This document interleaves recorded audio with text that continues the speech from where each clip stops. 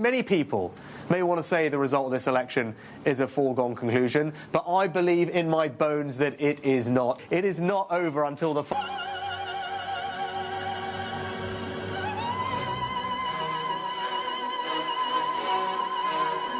Hello and welcome to Quiet Riot's bonus election wash-up episode. A little cornichon to keep you going until Thursday's big pickle. I'm Alex. And I'm Naomi. Thank you for sharing a small part of your weekend with us, especially on this very exciting weekend.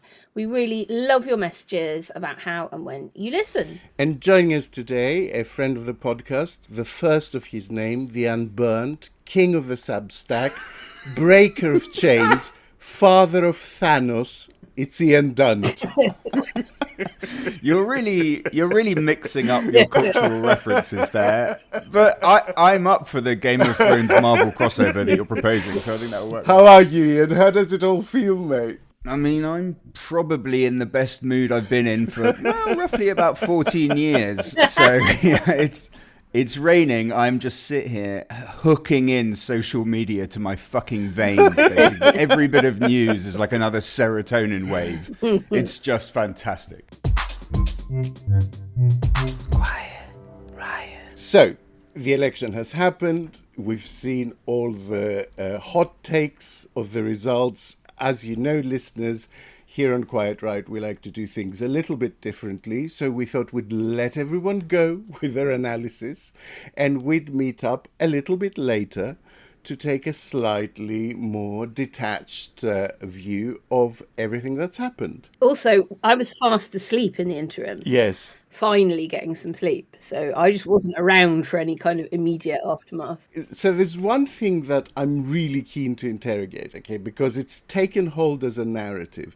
This idea of a wide but shallow majority, which is being talked about a lot, you know, Labour getting so many seats with a relatively low share of the vote, both numerically and in terms of percentages. And it's being presented as sort of inherently a bad thing, a problematic thing, something that stores up trouble for the future. And I wanted to ask, is it? Okay, so it's possible. However, look, let's just do the basics. Okay, our system does not reward a popular vote. We do not care in our system how big your popular vote is. Our system rewards the most efficient geographical distribution of your vote. There is absolutely no point, as we saw during the Corbyn years, just stacking up Labour votes, surplus votes, in certain constituencies, basically in cities, when you've already won the constituency. What you're looking for is the most possible efficient rate. So you actually want to win by relatively low margins in the seats that you're getting so that you're directing your resources as efficiently as possible. This is not a very democratic system. It's not a very good system. I think all three of us would passionately argue that you need a different system, a proportional system, which represents something else. However, it is the system that we have right now. So if you're sat there and you're Morgan McSweeney, the campaign manager for Labour, or you're Keir Starmer, the leader of Labour, and you think, how do we win the election? You think, this is what we do. We target the most efficient distribution. And Labour have just got the most efficiently distributed vote that, as far as I can tell, we have seen in the democratic history of this country since 1832. So they set out to do something that looked like this. They did something like this. So we can criticise it, and yes, there might be problems in the future, but ultimately it's a little bit like going to McDonald's and saying, well, this food came too quickly. It's like, this is the project. This is what you are trying to achieve, and that's what they did. Yeah, I wholeheartedly agree. And look, as somebody who poured almost their entire organisation's resource into that efficient distribution for Labour and the Liberal Democrats and the Greens, who of course also played a blinder on that front, I would be wrong to deny anything that Ian has said. You know, we played the game that was in front of us, even if we think the rules of that game are inherently unfair and distorting of reality. So it has delivered this enormous majority for the Labour Party. I do think, though, that there is very fair criticism of those in the media who say, wow, what a historic, amazing victory for Labour on 34% of the vote. And what a disaster, game over, completely disastrous the project is over forever, to the SNP getting 30% in Scotland. Both those things cannot be true, even under a first past the post system. So it probably is more interesting at this point to talk about, and what might that wide but shallow majority mean in terms of things potentially going wrong in the future. And I'm sure we can come to that. But Alex, I don't doubt that you will be thrilled with how effective the efficient vote distribution was. Well, first of all, I think it speaks very well for the incoming government, actually, because it shows a sort of strategic decision-making and ruthless efficiency in allocating resources that will be a really good thing to have in number 10. And so I like it from that point of view. The second thing, I guess, is that I imagine a kind of doppelganger universe in which, let us say, in 2017, when Corbyn had done very, very well, let's just say he did a tiny bit better and managed to secure a majority with that big number of votes and the big percentage of votes in the sort of 40s, and managed to secure an extra 30 MPs and went into Parliament. Would that have been a more stable period with, let's say, a majority of 10 or 20 that is all entirely concentrated? Yes, big numbers, but all of it in urban centres. Would that have been a recipe for bringing the country together? Would that have been a recipe for stability in government? I'm not sure that's the case. So I don't know what exactly people are comparing it to when they say, ooh, it's big problems in store. There are big problems with getting a very wide and very deep majority, because then you become a sort of one-party state if you get, 450 seats and all of them won by 30%. So to me, this is a really good development for democracy. The fact that there are no safe seats, the fact that Labour have to be incredibly cautious about how they govern, that they have to do stuff that basically tries to keep on board this very wide coalition of voters that they've got together, that they're very aware that a lot of people loaned them their vote. And so democratically, it might be difficult for them to govern, but from a point of view of democracy, I only see upside. I think it all depends on exactly what you said, how they intend to govern for the people who lent them their vote. And I say that because this is a once-in-a-lifetime opportunity for those of us on the progressive left. We will never see this again. Or, it's highly unlikely that we will see this opportunity to have wide-scale, major reform that, let's face it, if the Tories had had this opportunity, they would be doing in their favour big time. And I fear that the interpretation of this wide and shallow result will be to pander to those who lent them their vote on the centre right and right, not the millions and millions who have done so on the left and centre left. And at Best of Britain, we will be crunching the data as much as possible. Before the election, we knew about 2 weeks out that 20% of people saying they were voting Labour admitted that they were doing it tactically, which is enormous and will be far larger than those on the right having done that. On the right, a lot of people stayed home. Turnout was low. So my fear is that they will sort of interpret this wide and shallow as needing to provide stability in the form of not rocking the boat with the centre-right and even some right-wing voters, when actually that then may deliver something quite technocratic, boring, and not giving us this kind of seismic change that we genuinely need. I think they will do radical stuff on planning. I'm very hopeful for that. I'm hopeful that they will, for once, be a government that desperately does try to fix the housing crisis. But I'm a bit cautious that we will see enough on other issues. I feel a little bit more optimistic about that, to be honest. Partly because I think the core battle right now for us against populism is about demonstration of competence. I don't think these are like dual narratives, the competence narrative and the populist narrative. I think they're now the same. That what happened? What is the real change that we've had since Brexit? It's not this great seismic ideological change in the population where I think they've accepted all of my deeply held views on freedom of movement and diversity. I wish that was true, but I don't think it is. I think what's happened is they just look at it and think, you fucked it up. You know, you're not, the health service, the prisons, education, homelessness, you know, wherever we look at, you've messed this up because you're not delivering. You're just caught in this kind of crazed ideological mayhem happening inside of your mind. And so the job then is to say, you know, from liberal democracy, we can deliver the goods. You know, if you listen to these snake oil merchants, you get nothing. If you listen to people who deal in reason and moderation, you get functioning public services. And so I sort of think that's all part of the same narrative. Then you look at the people that Starmer's bringing on. I mean, you look at sort of like James Timpson, who's just been made prisons minister, who's got this long history of sort of like reducing reoffending. And remember, it's not just prisons he's in charge of, but also probation, that area that Chris Grayling so catastrophically screwed up when he privatized it, of saying, no, you get people into work, you support them, you ask them what they need, not how you can penalize and punish them.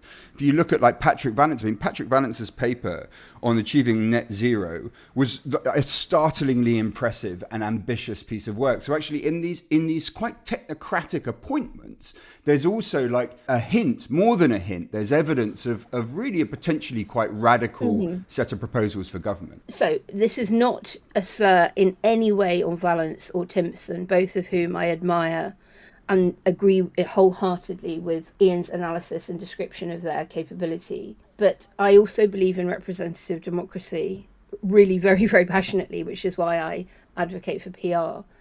And I think appointments via the Lords make that accountability very difficult. I would like to see more MPs from the hundreds that they have to choose from in those roles, and having advisors and senior brilliant civil servants. I don't want government by Sir Humphrey. You've got Sue Gray, who is obviously a very senior former civil servant, now in a highly political role as Chief of Staff. Starmer himself, previously a very, very senior civil servant. So is this maybe an indication that he admires those kinds of people and wants them in political positions? I don't think that the appointments are numerous enough and senior enough to create that difficulty in the same way that, for instance, having the foreign secretary as a member of the Lords created a big difficulty, because actually the senior person in charge of that department, as it were, still is in the Commons.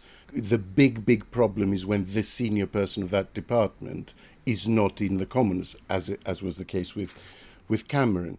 To me, this feels like a little bit of a statement of intent. Making those appointments via the Lords is merely the method by which those appointments can be made today. The statement of intent behind them is not a lack of trust, I think, in politicians or a sort of lack of accountability in general, but it is that we will put people who know what they're doing in positions where we know people who know what they're doing.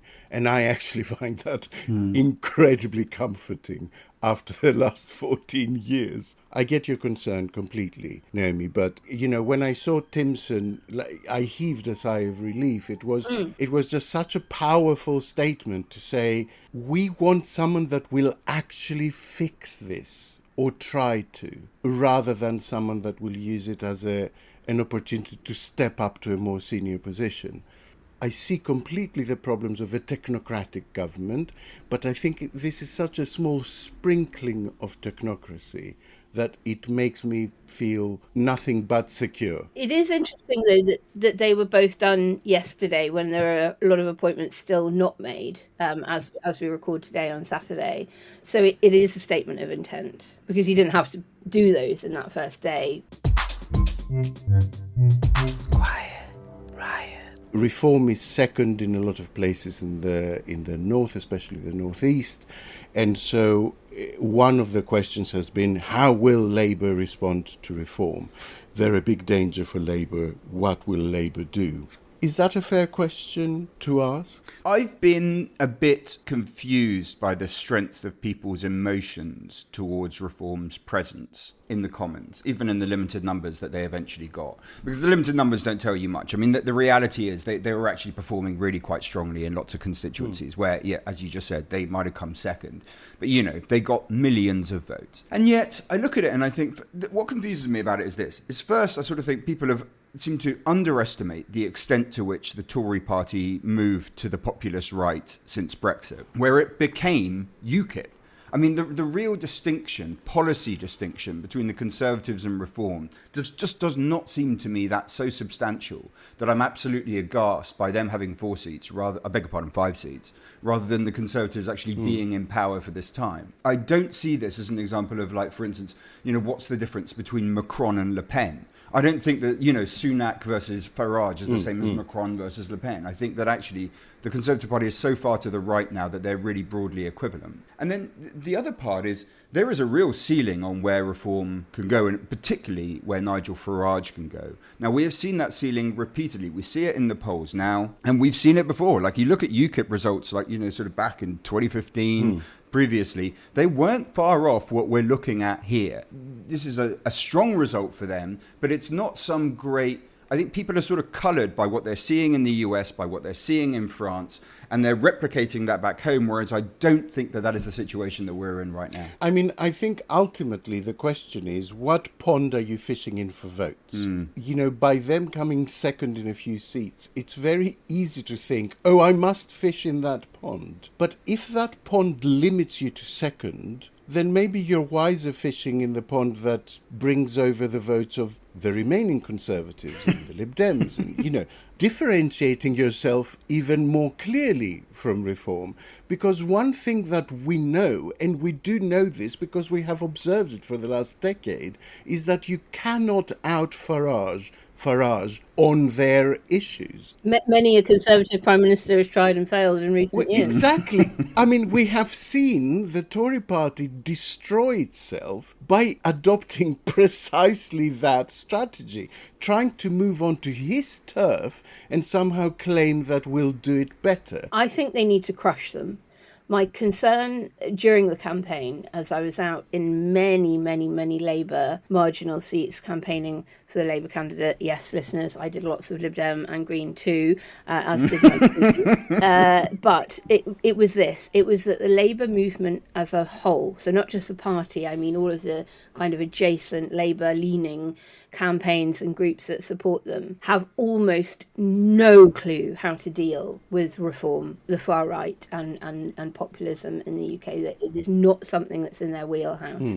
So what would I do? I'd crush them, and I'd crush them really early. I think we need to have some very strident review of broadcasting rules, of Ofcom, tighten, giving them the teeth to deal with these freelancing journalist populist MPs. I think we need to give the Electoral Commission real teeth. You cannot be a political party as a limited company, as Reform UK Limited is. You need to make sure that they are abiding by the rules that everybody else has to and does and chooses to. And then the wider movement just has to remember that they walk among us. We can never be complacent. I remember the BNP winning councillors across the country in the mid-noughties. The far right are never far away, I'm afraid. And this kind of ever-vigilance towards them has got to be there. And then finally, I'm really looking to Rachel Reeves on this. To defeat populism, you make sure that you are growing the economy and you are distributing wealth in the most fair and progressive way so that people don't hate their neighbour because their public services work and they can see their GP and their NHS appointment waiting list is short. I mean, you look at Le Pen in France and the reasons she's succeeding at the moment, they are not because other parties didn't address the stuff that her voters are concerned in. It is that other parties didn't address the stuff that they promised to address. Macron didn't deliver on basics. He didn't deliver on economy. He ruled quite, I think, arrogantly. All of that feeds into the Le Pen narrative. And the primary reason, of course, that the far right is doing well in France is that the centre-right completely failed. I mean, Les Républicains were on 10% in the first round of the French election. Reform, in my view, I'm quite sanguine about them having 5 seats because I think they will be more constrained than they have been for many, many, many years. They get disproportionate media voice anyway. They get all of the benefits of being a big party in the debate anyway. This way, we will see Tyson Farage having to declare the business interests, having to declare their income and the register of interest, being constrained in Parliament about how they speak and what they say and whether they mislead, relying on the speaker to call them in order to participate in the debate. And I see that as a huge improvement from where they are now, which is they can go on any channel and say whatever the fuck they want all the time. It's funny, we just don't. I mean, the honest truth is we just don't. There is no set scheme for how to defeat the populace. We look at Macron. I think you're completely right in your analysis of Macron, of just failing to deal with the underlying material conditions which gave rise to them. But then I think if you look at Biden kind of did, he really, you look at American economic performance, you look at his recognition of sort of Trump's Make America Great Again. I mean, Biden basically put that in progressive terms. That's what the IRA Act is. It's basically just returning your supply chain to the US. It's bringing jobs back to the US, except in his case, it's in order to make electronic cars. You know what I mean? It's a sort of a progressive end, but you're recognizing the anti-free trade arguments that Trump made. You're improving people's material law. It hasn't really seemed to help him. Let's look at the role of populists in Parliament, right? The usual European response, because they have a proportional representation system, is to go, well, the populists get a seat in Parliament. Does that kill populism? No. In our response, the first past the post one, is usually you deprive populists of seats in Parliament. Has that worked? No. It just means that the populists were basically absorbed into the governing centre-right party and had more influence than they would have had if they were just a rump in Parliament. You look around the world, it's really hard to tell what works against these guys, which is obviously disturbing. The plus point of that is I don't sit there with horror at the fact that Reform have 5 seats in Parliament, because I just think, well, I'd rather you have 5 seats in Parliament and are treated that way than the fact that you just get to be absorbed in this perpetual psychodrama by the Conservative Party itself. I agree. The other thing I want us to turn to, Sunak's resignation speech, and the other thing that's coming down the line, which broadcasters love to describe as the battle for the soul of the Conservative Party. Like they have a soul. Yes. That was lost in the 1800s, guys. What did you think of the Sunak resignation speech? I thought it was bloody brilliant. Where has he been? Where was this guy? There was that humility and calm and respectability. I'd have fucking taken it. I mean, admittedly, I spent most of it unable to take my eyes off his wife, which for some inexplicable reason she'd been positioned like a few meters back from him. So she looked like the ghost of a woman he'd once killed who would follow him wherever he went. She was just, I don't know who told her, this poor woman. She's staring I can't get this image out of my head now. It really was like a Japanese horror. No, it is. It's, I don't know if you know. Just on the corner of the frame appears this woman with an umbrella. Right. It's the mother ghost. It's like all cultures have it in Latin America. It's La Llorona. It's like the lady in black, basically. She was there. His wife was turned into the lady in black, and so I spent the whole speech looking at that, and then afterwards I thought I'd better watch that speech again, because that was not analysis what just happened. That was just my terror of what's about to take place. Was she going to kill him with the umbrella? I couldn't tell. And then you hear the speech and he was like, oh, wow. Oh, so sorry. So you are actually capable of behaving with dignity and grace and respectfulness. The things he said about Starmer were genuinely nice and thought through. He was capable of apologizing and taking responsibility for his own acts. And you think, really, is it really implausible that you could have just thought maybe this kind of attitude, more open, more sincere, less venal, less obviously self-interested, less tribal, less concerned only with your own party rather than the state of the country, if you just demonstrated even a quarter of that over the last 2 years, you would not be in the position that you're in right now. But you didn't, so now you are. And so honestly, it was quite a depressing spectacle to only see him capable of it once he was out of power. But at least he demonstrated that he was capable of it at some point. And compare and contrast with this Liz Truss piece to camera she did with Ross Atkins just after her loss on stage. And do we know why she took so long to come onto the stage at that count? It was delayed and delayed and delayed, and it was all the other candidates were lined up and had been there for about 10 minutes. It felt like maybe even longer before she eventually begrudgingly comes on stage with that weird forced grin. She was in the building. The journalist said she had arrived. her car had arrived about half an hour before. She was in the building, so... Oh, sorry. You see, you talking about this is just bringing back these waves of pleasure. It's like when you remember like nights on ecstasy or something, but I'm just experiencing it now. Because it was such a strange night the people that were falling, in the early stages. First of all, there was this weird period of sort of like 2, 3, 4 a.m. where actually things were getting quite wibbly wobbly, and Jonathan Ashworth lost his seat. Really quite impressive Labour MPs like Jess Phillips were coming under like very, very severe. It wasn't even clear if they were going to make it. People like Suella Braverman were securing it. The Tory big beasts that were going, like Penny Mordaunt, for instance. Chaps.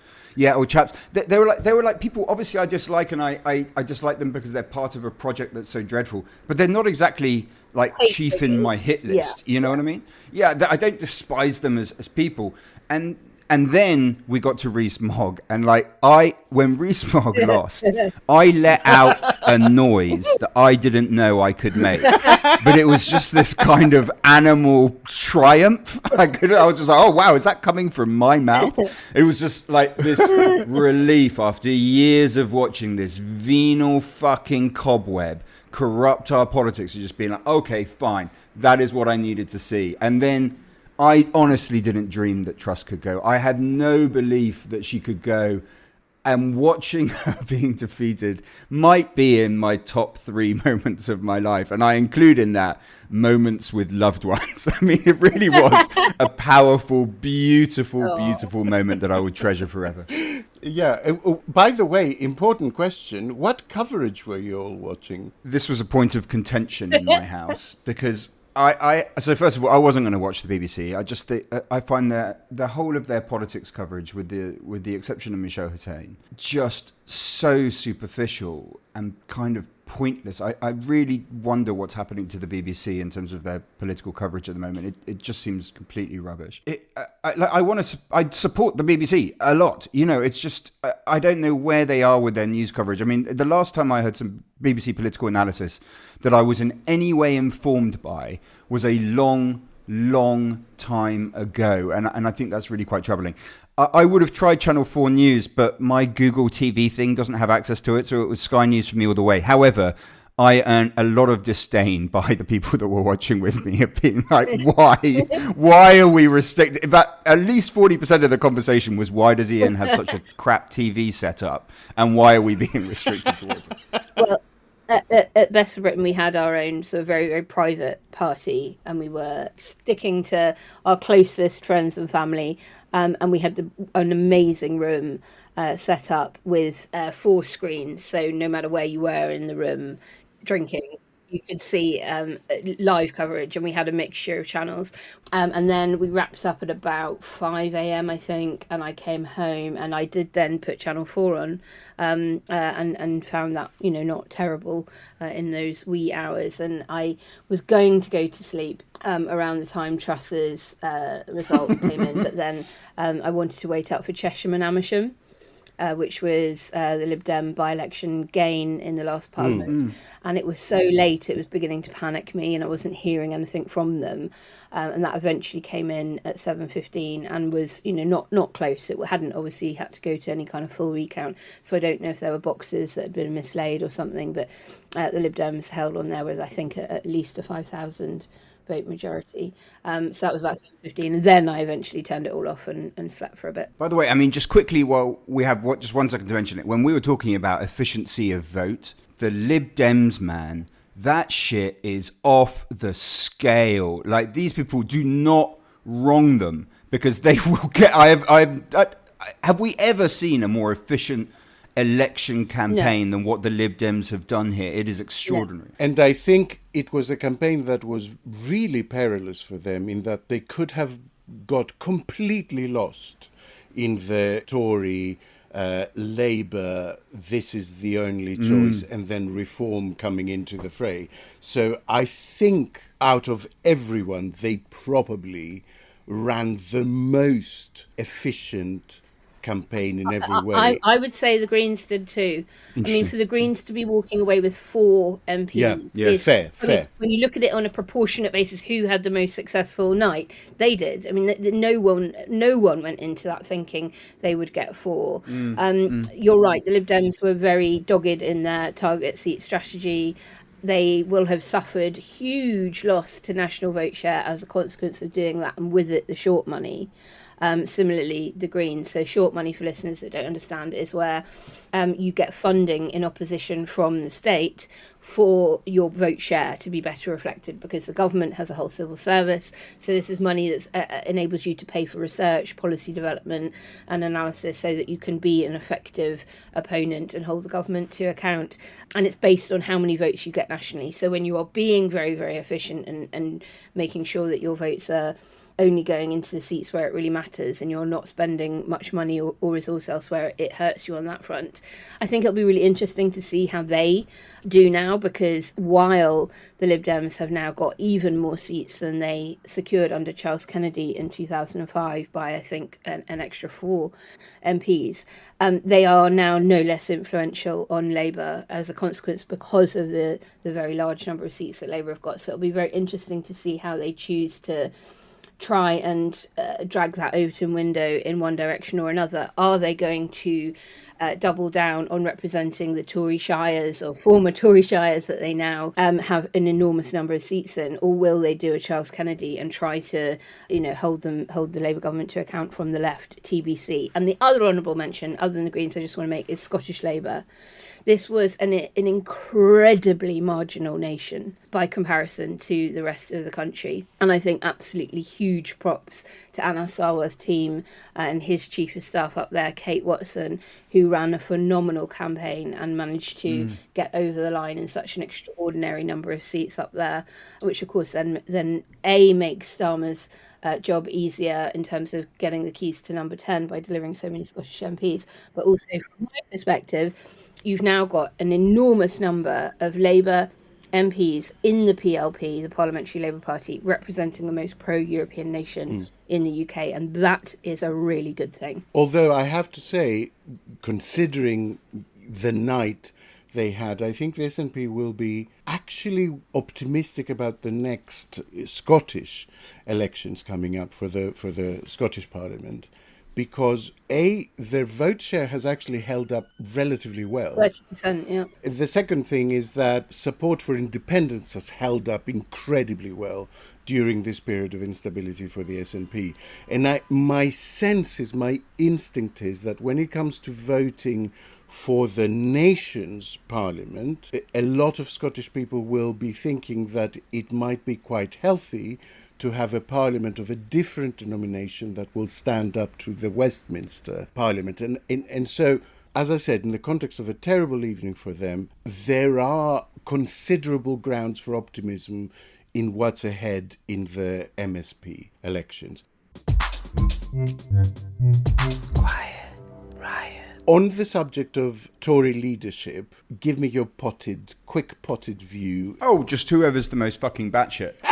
So, I mean, I was hoping you were going to say that, because I've been watching the debate slack-jawed in people going, well, this person, and it's like, the membership hasn't changed. Exactly. So it will be someone from the far right and someone a little less so, and the membership will choose person A. I mean, we kind of know the result already. You can't break them out, right? I mean, it's like, so look, let's go back to that interview with Liz Truss after she's defeated. Let's do that. Let's dwell on it at length, second by second. Right. Did anyone notice the hope die in her eyes? Okay.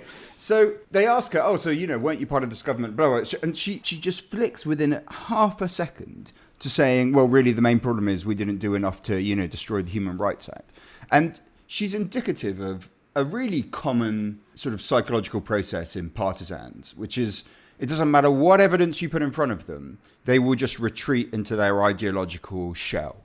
And we see this with all political parties again and again. The first thing that happens when they're thrown out of power is that they shift further away from what they need to do to secure power again. In other words, they shift further to the left, further to the right, further to the extremes. But that's especially the case with the Conservative Party right now. I mean, just before we started talking, I'm looking at this thread by Jesse Norman, like a really good sort of thread on the Conservative I need. remember the good old days of Jesse Norman. Exactly. You know, and perhaps these are the kind of voices, there are many others, really sane, solid Tory voices who are saying, look, this is what we need to do, go back to a belief in institutions, go back to sort of like formal conservatism and tradition rather than this lunatic populism.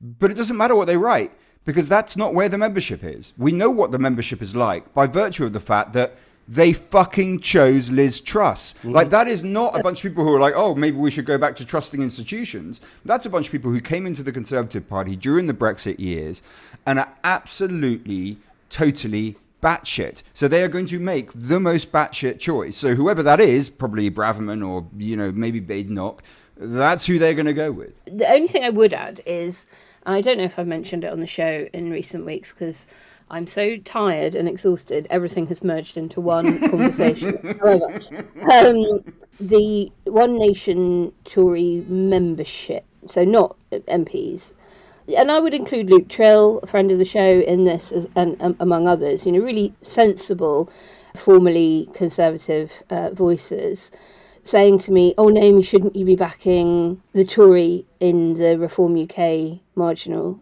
seats? Try and stop them winning, try and stop them getting so many MPs. You can do this, you can help us out. Don't tell people to vote Labour there or any other party. And I was like, that's your job. That's not my job. You guys need to do this. And, you know, the David Gawks and the Dominic Greaves and the David Liddingtons and many, many others that worked with people like Nicky Morgan and Justine Greening and you know that generation of Conservatives that we didn't agree with, but we respected their competence and their sort of calm. They haven't really done enough to stop this, I would say, and it's really up to them. They now have to do this. We have to push it onto them to say, well, come on, you didn't stop this happening within your own party, and it is up to you now to try and resurrect that sense of duty within the Tory party to get it back. And you know, the bonus is that the Tory membership now does include Alex Andreou, who will have a vote. Yeah, I joined Ian, because I just thought I have to, the health of the second biggest party in the country is my concern too, and I have to cancel out at least one idiot. So I bit the bullet, paid a tenner and joined.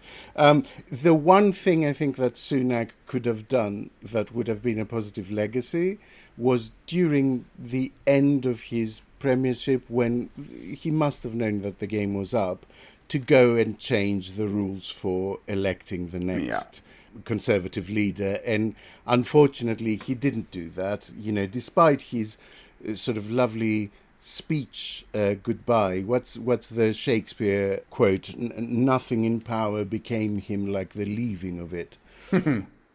To move us away from this situation of the fucking desk banging and the letters and the shite that goes with it would have been, I think, the bravest and most constructive thing he could have done, but he didn't, and I don't think there is now enough authority invested in the Conservative Parliamentary Party for them to go and change the rules. So we're stuck with this process of selecting really the nuttiest person imaginable for the role of leader of the opposition, and we just have to lump it. To what extent do any of us think that Farage will try and defect and take his people with him, or do some kind of deal, or will he just enjoy the agent provocateur role of? I think the numbers are such that we won't see that happen. If we had seen a slightly higher an exit number poll of level MPs of and MPs. And a lower number of Conservative MPs, maybe that might have happened. But sort of 121, I think, was the final tally versus 5. I don't think there is a sense in doing that, although I'm sure some elements of the Conservative Party will want to do that because they're effectively more Reform than Tory. Quiet, Riot. Final thing before we leave, I want to move you on to the Labour government that's coming in, and we have discussed the cabinet selection, etc., but I wanted to talk a little bit about Starmer's first speech as Prime Minister. He's going into number 10, what you thought and what you felt about that. I didn't feel much, and I must admit I have been quite surprised by some of the reaction from friends and other people that I've seen online, even sobbing as they watched it and really feeling very, very emotional about it. It didn't give me that. I wasn't sort of overjoyed or dismayed. The joy had come from the night, watching the results come in and knowing that we'd done it and we have got rid of the Tories. It was definitely setting out the "you can trust me, we'll do this. This is a calm, rational approach to governing the country." And I did, I suppose, feel a sense of relief that the embarrassment is lifting. That I'm not going to cringe so hard that my heels touch my chin when I watch him as our Prime Minister on the global stage, going and meeting presidents and prime ministers from other Western democracies across the world, in the way that I have been so deeply ashamed watching Truss, Johnson, and to an extent Sunak as well. He was very statesmanlike. And that in itself is a relief. But I would be a liar if I said that, my heart swelled and I was like, wow, this is it. This is the man we've all been waiting for. I've said it for over a year now. There was never a huge appetite for this Labour government. There was just such an enormous revulsion rather, to the Conservative government that we'd had for so long. And as you know, my view has been throughout that time as well, that it's not healthy for there to be a huge appetite or enthusiasm or love for an incoming person. Well, you think it wasn't healthy when people had that in 97? It's quite a dysfunctional relationship to have with a leader. I think we saw that in Blair. And the weird thing is that with Blair, we see it still in the reaction that large portions of the left have to the Iraq war, because there was that earlier love affair and it turned into a very sour thing. And I think we saw it with Johnson as well, where there was that sort of enthusiasm from his own party. And I think that's quite unhealthy. I think it's quite healthy to be suspicious of people in power and to hold them properly to account, and for them to aim not for love or enthusiasm, but for respect based on delivery rather than promises. Exactly. But all of that aside, I did cry. Clive cried. I love that. No, fuck you. Do not belittle my emotional reaction. I'm not, but what I love is that there's this very sanguine, sensible analysis and then the beautiful lines. But putting all that aside, I did cry. I did. And do you know what line set me off? Shall I tell you what line set me off? When he said that he wants to move away from noisy performance to a government that treads lightly on people's lives, that really got me. Yeah. Because I think I feel so exhausted by just the hourly chaos and circus that has gone on, that demands constant attention, that sucks all the oxygen out of the life of someone like me who is interested in politics. That line just got me, the notion of moving to a situation where I don't wake up in the morning and think, oh, what's happened now? I'm going to chalk this up to lack of sleep. I'll forgive you for this. I think everyone's just a little bit emotional. I'm not asking for your forgiveness. Ian, what did you make of it? I thought it was a great speech. Look, I think the key to him is this. He uses words that don't sound political. I mean, in particular, he uses the word service and he uses the word dignity a lot. And they don't trigger, for political people, they don't trigger our obvious associations. Like if someone uses the word class, we associate them with socialism. If they use the word freedom or liberty, we associate them with liberalism, or tradition with conservatism. Those are the key political terms. Starmer isn't using those. So there's a tendency, I think, for us to hear it and just be like, oh, isn't this a bunch of sort of hallmarks jibber-jabber? But I don't think it is. Reading that book, the Baldwin book about him recently, I was really struck by that dignity concept seems to be there all the way through. There's a story of when he's sort of just out of uni, he's a human rights lawyer, and he's living in that flat above what I think is kind of a brothel or a massage parlor or whatever. And one of his friends finds is just like, oh, he's just constantly giving this sort of pro bono legal advice to the women working there. They ask him about it and he's like, oh, well, you know, they deserve to be treated with respect. It's the same way that he talks when he's talking about football clubs. When they ask him about football clubs, he sort of says, oh, they're this source of dignity and pride for the town. That's the thing to understand about them. It's not so much the football as what it does for the local area by them doing well. Absolutely. I agree completely on that. This line goes all the way, when he was talking about human rights cases, you know, even that father is a tool maker stuff, when he talks about class now, when he talks about public services, it's through this idea of service from government and dignity for the people. It's the same, by the way, when he looked so upset when Rishi Sunak made a sort of anti-trans joke, I think it's probably the safest way to put it, in the Commons, where it was just something of like, well, you're not treating everyone with respect. You're the Prime Minister. You're supposed to treat each of the individuals in this country with respect, regardless of what your political views are. I actually think there's a really, really crucial political message coming through that speech and the rest of his rhetoric. It's not quite my politics. It's not proper liberalism or anything like that. But I think it's a really honourable kind of politics that he's expressing. And I'm really encouraged by it. And therefore, I did love the speech. He's never going to be the greatest orator, but I loved the content of that speech. I thought it was very promising indeed. And I think we're going to wrap it up there, guys. That went on longer than we thought this quick turnaround episode would be. Thanks to our beloved Ian Dunt. Oh, thank you very much. Beloved, it's taken us now to Lord of the Rings. So I'm glad we've got Game of Thrones, Marvel and Lord of the Rings in one podcast, although I like to think of myself as the ring to you guys' Gollum. Because I miss you, man. We miss you. No, genuinely, like, especially during elections and stuff. It's like, whoa, where is my body?